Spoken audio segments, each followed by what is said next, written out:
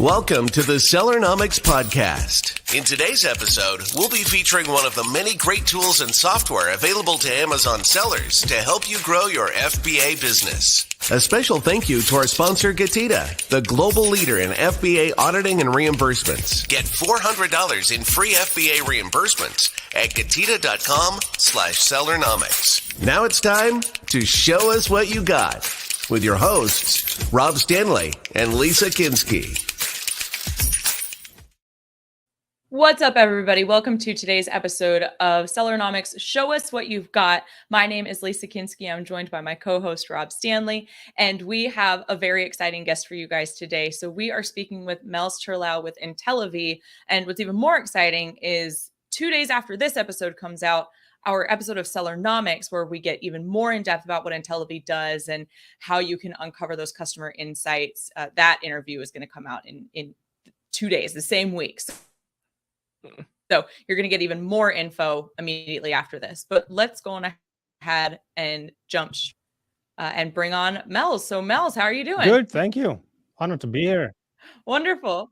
We're so excited to have you here. So like we said, Intellivy is an incredible tool to kind of uncover those customer insights and learn their desires, wants, and needs. So let's just jump straight into seeing the platform. Show us what you got. Show us what you got. So dive right in. Okay, so dive right in. For everybody that doesn't know what Intellivy is, it's a tool that helps to gain consumer insight, which you mentioned, and we've built it from the ground up.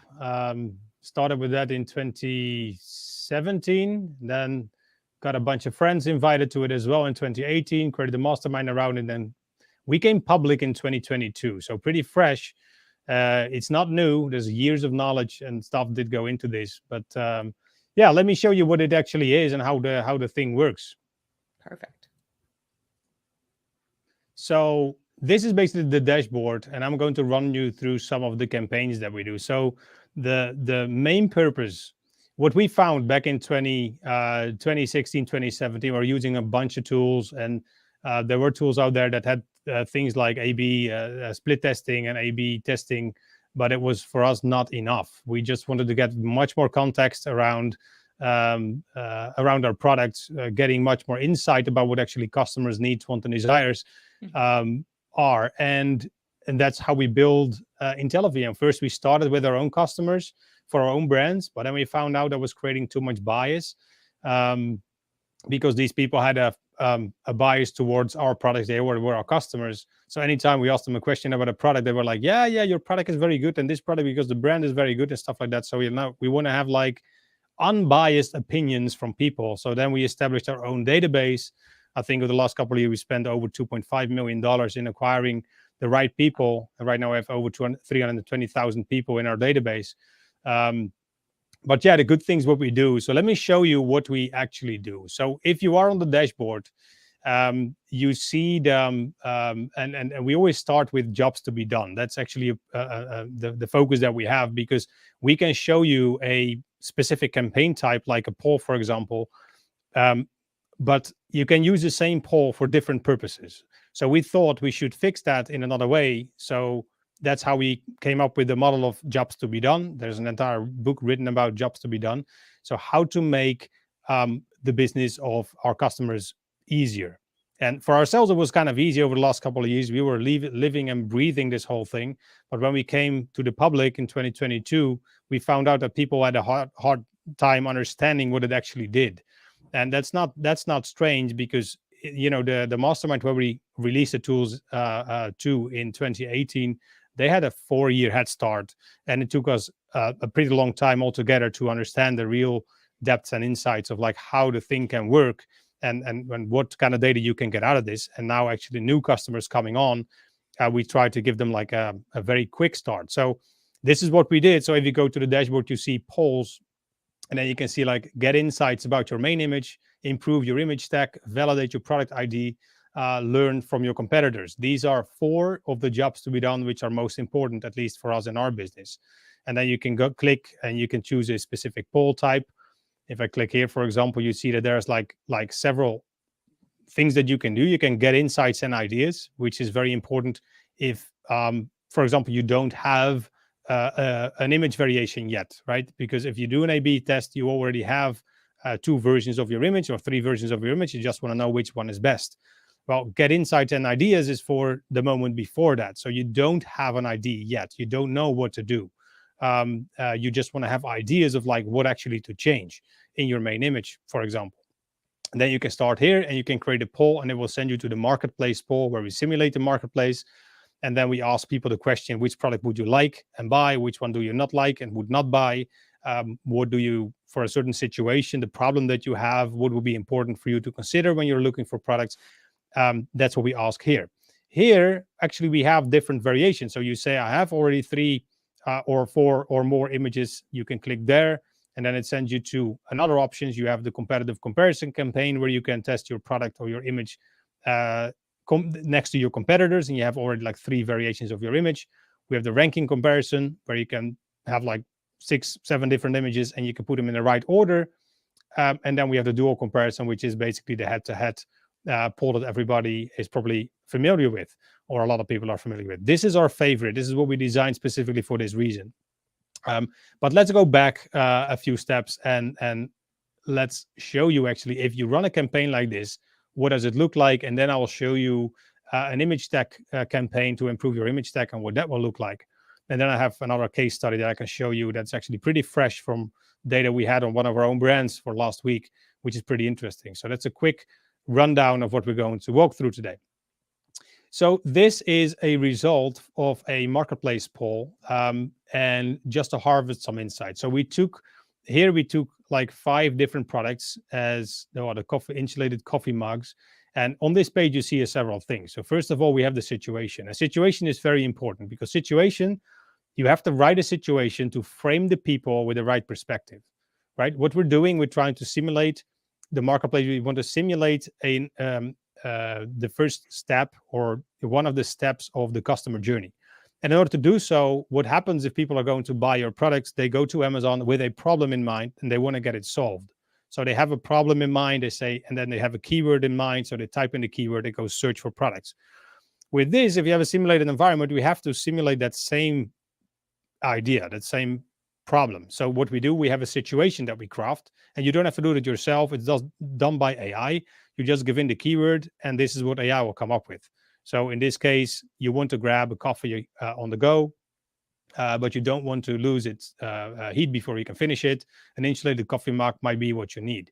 So that's where we frame the people into, okay, this is your problem. You want to take your coffee with you, and an insulated coffee mug is actually something that you had in mind. And then we asked them several questions about this. So here you can have the insights of what people actually respond to when they're looking for a product like that. They didn't see the products yet. They give us already what kind of features they would look for. So that's the first data you can harvest. The score, 4.81 out of 5, is how clear that situation is to them. Sometimes we see people that are writing their own situation, and then it gets a score of like lower than 4. If that's the case, then you know that you didn't frame the people in the right problem situation. And that's something to consider. And then with this situation, we have this question as well. And that's where we showcase the product in the next step. Which of these products presented would you buy and why? And then we show them these products. And actually, this is not presented this way, but is actually in a simulated Amazon marketplace. And that's both for mobile and desktop. So if it's on desktop, I'd see it like this with a little bit more around it, that it looks like Amazon. And if it's on mobile, the image is on the side and the title is there with bolder stuff on it. So we exactly simulate either on mobile or desktop what it looks like. But for the presentation on the result page, we just showcase it this way. So these are the 5 products. Now, first thing you can see here is the amount of votes. And here we have 150 votes in total. So we asked 150 people which product they would like and buy, and also which they would not buy and why. And that's what you see here as positive, and that's what you see as negative. So in this case, 8 of 150 people would pick this product, and they have a reason for that, and I'll go to the details later. But there were 47 people would not pick this product. So this is probably not a particular a favorite product. This is clearly the winner, what you can see here. So this is the badge, 36. Those one as 20, 20, and 19. And what you see here is like a confidence level. Confidence level of 95% is pretty high. You can also set the confidence level to 99%. That it's also 99%. Sometimes it's lower than that, and it will be red. or orange. But yeah, in this case, it's a pretty statistical significant difference compared to the rest. Let's say that this was your product, then it's 30 and 30. There's always a margin of error you have to take into account, and that's a percentage, and that's what you're trying to express with the statistical significance here. But that might be too much detail. The real goal of this campaign is in the results. And when you go to the results, so I can go here and I say poll insights. I want to see the poll insights. And then you can see all the answers that people actually gave for this product. Well, you can read all those by yourself. The good thing is what we did is we created an AI summary that actually take all the information out of it and actually get some summaries and recommendations at the bottom. So we can just go over it very quickly. So this is a quick summary about this product, because I selected this product as mine, so to speak, because I want to know how this product is behaving next to the competitors. But it could also be that it was like none of these products are mine, and I just want to know like what makes people click, tick, and buy. What are the needs, wants, and desires of people looking for a product like this? And that's where this is super helpful for. So this is a quick summary, and here you see what people actually responded, both positive and negative. And what we try to do is not just summarize it, because the summarization is it doesn't give you any value or any weight to it. And what we try to do is we give it like a score, and that score is here, the important score. So that's where you see like it has an important score, 9, 10, 8 out of 10, 7 out of 10, 8 out of 10, 7 out of 10. So there you can see like how important this was compared to all the answers given. So in this case, it is only 8 positive votes, which is not too much, but still there's an important score there. 47 negative votes, and here you can see the reasons why people actually left it as negative answers. So for example, this one, the biggest problem is size and capacity concerns. It's too small of a coffee mug. Lack of a handle, doesn't have a handle, which is important. Limited color options, so it don't have color options. The others do have that. This one has that one has that. So that's what you can see here. So you can read this, and this actually saves you a lot of time from going through all the answers, and you see both the positive and the negative. And in the ideal world, you can say, if I want to make a product like this, I have to take away everything that's mentioned as negative. So I have to counter that in my product or my listing, and I would take everything that's mentioned possible or positive here, and I'll add it to my listing, and then you have the perfect product. But let's say in case that this product was actually mine, image A, I go to the bottom, and there you have a recommendations. So first recommendation that we get is increased size and capacity. A common complaint across all images, including yours, image A, was that the mug size is too small. Respondents prefer mugs that can hold larger amounts of coffee, image C and E. Therefore, offering a larger variant could appeal to those customers who need more capacity, quoting one respondent from image C. And then handle and design. So that's also where we can see that, hey, handle to the design is something that is important. This one doesn't have a handle. This one does. But what people say here is that the handle is not, the handle design with an important score of 7 is not beautiful enough, because it's kind of weird. This one is also pretty bulky, is what we can see. Size, capacity concerns, pretty heavy and bulky. So you see too big is not good, too small is not good. So it's somewhere in the middle. Add a handle, definitely something you have to do. Decent size, but not too big, because people mentioned here that it's too big, so it have to be somewhere in the middle. Offer more color options, so that's definitely something that people prefer. Color options added to the product, and improve lid design. That's the lid here. So probably people don't like that. Well, that's what you can get out of this. And now, how long are we looking to this? Like 7 minutes, 8 minutes in. Pretty quickly, you already get like this decent amount of information that can help you tremendously in making, either optimizing your product image. What I found is like I have to change the lid. Definitely what I have to do for this product. That's what people don't like. What I can learn from is this product, because this is also something with like a standalone cup, or it was the second one. This one doesn't have color variations either. So it doesn't have color variation, but it has 54% of the votes. I definitely want to look to this, why people clicked on that one. I can learn from that, and that's how you can design your listing and make it better. So either for developing a great product or getting options or ideas of like what you can improve, this campaign is super helpful. And once you did that and you made the changes, so you took out of these positive answers and negative answers, you took your hypotheses, and then you're going to test the variations. So you come up with like 3-4 different variations of your main image, put it into the machine again, and run some other campaigns to actually compare them with the data that you have here. And preferably, and that's where we have this campaign for, or you have the competitive comparison campaign, where you take exactly the same competitors like these, and you test your new variations exactly against the same competitors, and you compare the outcome of those new variations to the data you have here. And anytime you have like a score that's outperforming this, you know that you're on the right way, on the right path, so to speak. Anytime it's worse than that, you know, okay, I have to probably change something else because this is actually worse than what I had, right? So that's a quick rundown of this campaign type. Which is a marketplace poll, which is one of our favorite campaigns.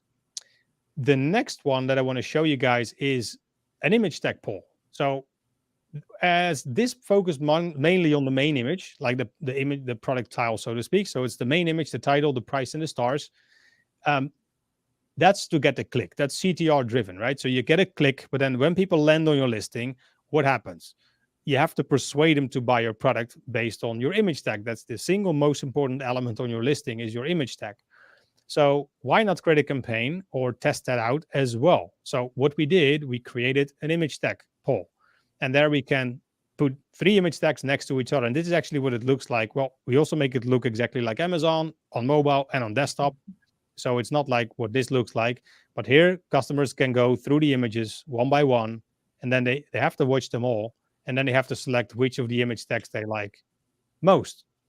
So in this case, this like 38 people out of 100 choose this image tag as actually their preferred image tag, followed by this one that has 29 votes, and this one 33 votes, and this one 29 votes.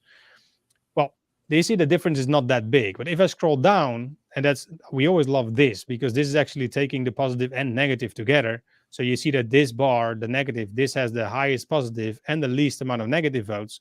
This one is perfectly in the middle with kind of an equal amount of positive negative.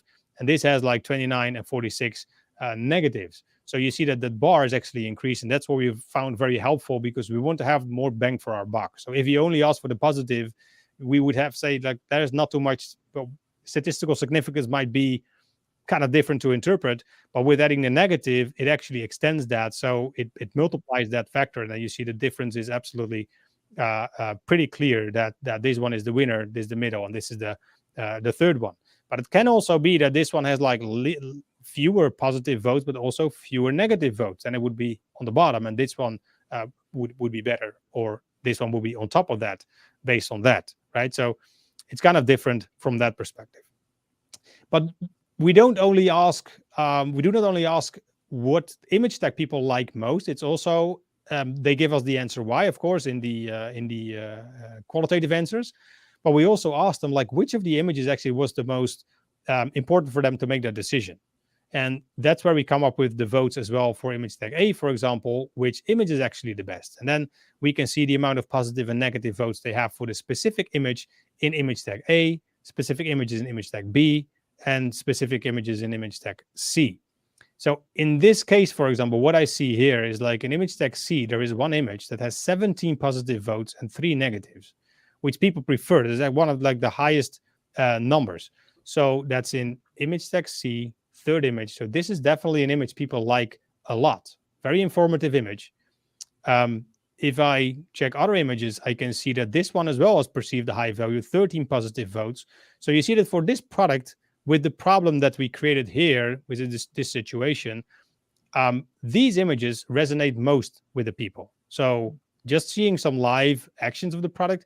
We also see for some products, it is more the informative thing. Sometimes more lifestyle. Sometimes it's a very explanatory image with a lot of text on it because it's explaining the product very well. Or if it's something you have to, in a DIY category, you can see like the instructions of how to put it together in 3 simple steps.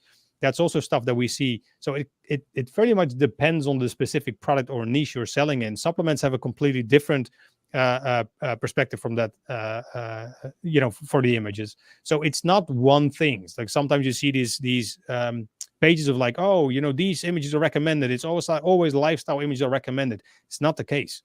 So it's completely different per category and per niche. The interesting thing here is, let's say that this product was mine, like this product image tag A was mine. And what I can see here is that the last image I have has like 13 positive votes. Well, very simple. And that's what we've seen people do. And we did it ourselves as well. When we started using this campaign, we said, why not take this image and put it as the second one? Because this is actually at the highest perceived value. It's a very simple, easy to do thing. And it increased the conversion rate sometimes by 10, 15%.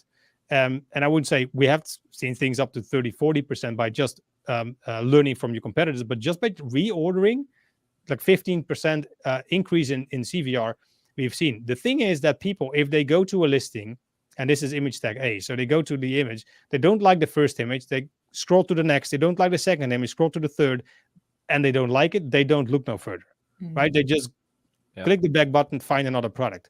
But if this image was actually the second, it was like, wow, okay, let me check this. They like that, right? So they stay on your listing. So it's actually continuing getting people from interested in your main image, because that's why they clicked. The second image is increasing that feeling of like, this product might be something for me. The third does exactly the same. Then the fourth, like a lifestyle image or extra explanatory image. Then you have somewhere the video as the sixth image of seventh image. And that's actually getting people to getting into the 3 times a yes. And yes, I have to buy this product. This product is for me, right? So that's, from their perspective, a very important thing. Mels, I got a question for you. Yeah, is it possible also to take, I mean, technically there's 18 images there, right? If each have 6. Is there a way to see kind of at the bottom there how you ordered, how many had so many positive and negative votes, and put all 18 across? And the reason I'm asking is because if mine was on the left there, I might want to see like, hey, this one outranked from this competitor. I should go make an image similar to that.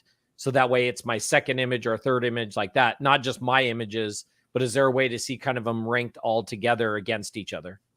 That's an interesting one. We never thought, I've never thought about that. Maybe it's on the backlog of the team. You could use that. You could use that. I'll let you use that. Fine. That's good. Awesome.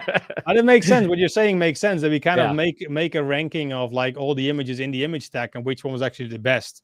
Not to take somebody else's image, but you could go make one similar to that, saying they like that style.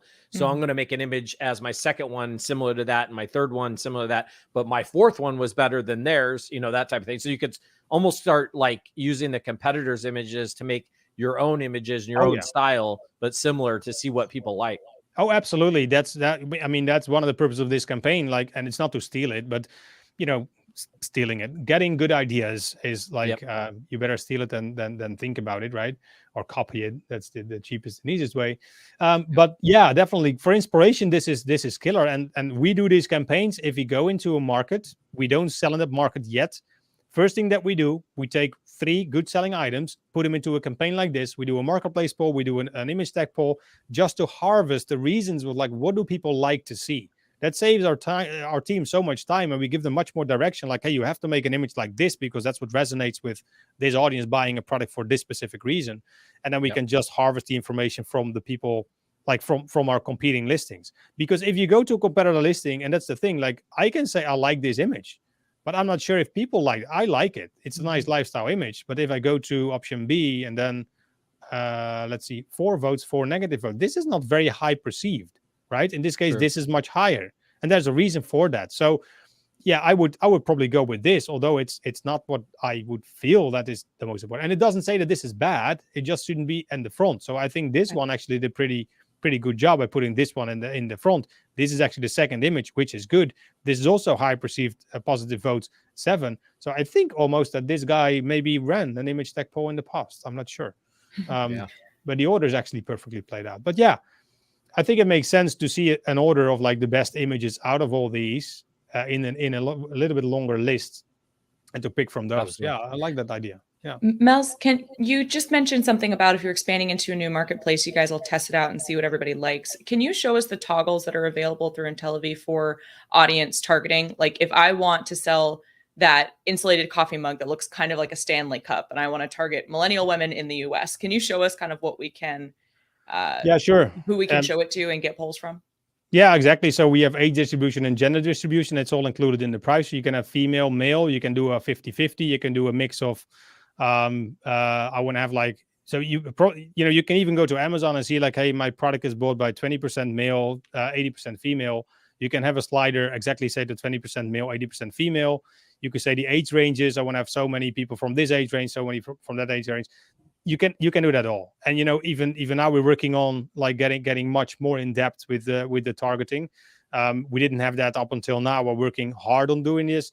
Like with 220 data points, you can even go like, I want to have people from a specific location in the US. I want to have people with a specific disease, or people buying specific type of products or whatever. But that's in Q3. We're going to release that to the public as well. But right now it's age and gender, the most important ones. And we did that as well for, like, if you go too specific and too narrow down for sometimes very specific products, that might be helpful, but it might create some noise as well. And we're working together with a team of specialists that tell us and explain to us, like, well, let me state it this way. Like, what I tried to do, and I told these guys, and these are like very knowledgeable in the space. I told them I want to have every answer to be super valuable, and they were like looking at me, and then they started laughing. Like, okay, welcome to the world of polling, or welcome to the world of surveying. That's not how it works. So, like, why not? Well, they say that the safety is in the numbers, right? And the law of averages. So it's a numbers game. You have to ask enough people, and then you have to look through the data, through the answers that people are giving, and combine that with the quantitative data. That's how you can draw conclusions. What you're trying to do is not working. So that's how we learned that even if you narrow it too down, or you might filter out things you actually want to know and want to see. But anyway, that was a too long answer to a short question. So this is age distribution. Gender is what you can select, and actually you can put like the amount of people from different audience to match it with what you know that the market is actually doing. Gotcha. Excellent. Good. So just to close this off, what I mentioned is a use case. So here we have a specific use case for a market. And this is pretty fresh. So this is like right now, this is happening. So we had a listing optimization where we did the whole thing. We had the main image changed. We had the secondary images. So the image tag changed. And then this is actually what happened. So there was the moment of listing optimization. What happened in the first couple of days is not that much. So we gained some extra sessions, but it was also like the market changed kind of like, there was a kind of a tide, like the whole market was going down by 10-15%, but actually we stayed the same in this period. Image was changed. We got a higher CTR, better CTR, and then suddenly after a couple of days, boom, the keyword rank increased. So we're starting selling a lot more. And then 14 days later, there was another drop. And then 14 days later was another drop. And that's actually what we know from the algorithm is the trailing 14 days, which is an important pattern in the algorithm. But there you can see, like, without doing anything else, we didn't touch the price. And the first question I would ask is, yes, but maybe you did something on PPC. Well, we have Scale Insights here, where you can see, everybody that knows Scale Insights, this bar is actually the PPC ads. We actually lowered the amount of PPC over the same period. So we actually squeezed it down to almost nothing. And the listing did go from sub 100 into over 250 units. And it's still increasing and growing. But the most important thing is what we can see here. So this is from the SQP, Search Query Performance Report data. Very interesting. So these are the search query sales volume. And here you have the brand share. So the brand share 5 weeks ago was 0.58% for this specific keyword. Now, last week, it was 3.19%, which was a whopping 450% increase. And it was not just for one keyword, all the keywords, up to one keyword, 1,700% increase in click share. So that's what you see what's happening if you do it correctly. And what might happen without doing anything else, no price drops, no going heavy on PPC, just simply modifying and changing your image and your image tag. So that was just a result I wanted to share with you guys as well. So I think that brought us back to the dashboard. So that's what Intellivy is about. Any questions from you guys?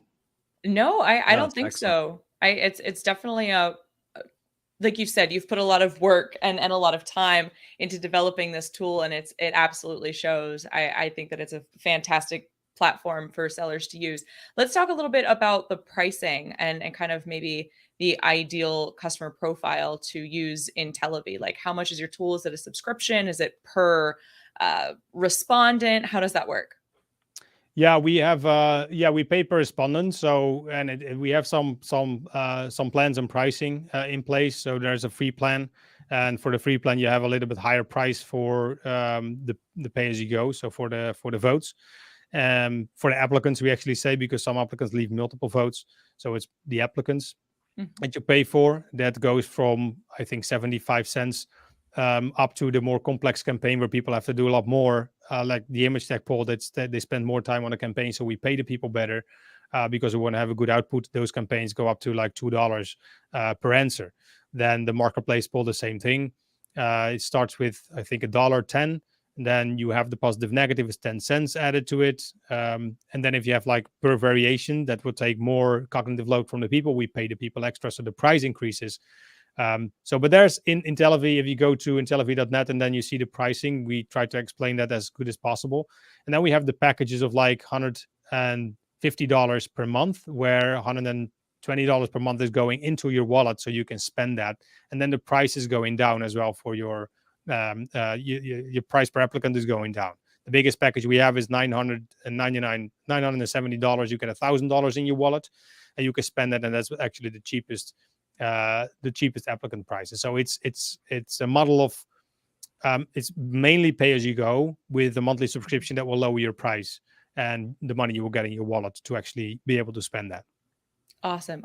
Thank you for that. And you kind of already mentioned the website, which we flashed on the screen, but I'll put again, Intellivy.net. And then if you guys have any questions for the Intellivy team, you can reach out at marketing@intellivy.net. Mels, any last thoughts before we kind of sign off for the day? This was an amazing demo. I absolutely love the tool. I love all the insights. I think the UI is really intuitive. I mean, Rob, what are your thoughts? Yeah, no, it's absolutely great. I mean, gives you so much information. Really, I like it more if you're thinking about creating a product or coming up with a product and you're kind of locked into, hey, this might be my product. This is a good way to kind of go look and see, are you missing a certain feature or something that you should have? And that before you even get into imaging, like, should I be buying this? What price point should I be at? And that's the way I see it as, obviously you can do it after you get your product, getting the images in focus and really figuring out which ones is your main image number 2, 3, 4, like that. But I like it using it if you can get sort of a mock-up and see what are people's interest in this and what kind of price point would they be at. That's what I love about it. But it's got so many other uses. It's absolutely great. I appreciate it, Mels.